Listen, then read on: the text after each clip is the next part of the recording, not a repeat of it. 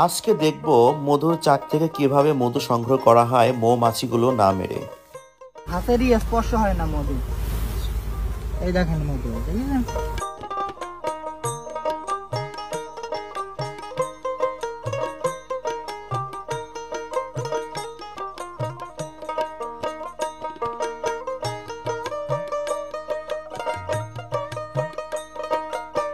চাকগুলো মেশিনের মধ্যে দিয়ে হ্যান্ডেল দিয়ে ঘোরানোর সঙ্গে সঙ্গে এই মধুগুলো নিচে পড়ছে। চাকের এক পাশের মধু বের করা হয়ে গেছে, এখন অন্য পাশের মধু বের করার জন্য উল্টে দিল।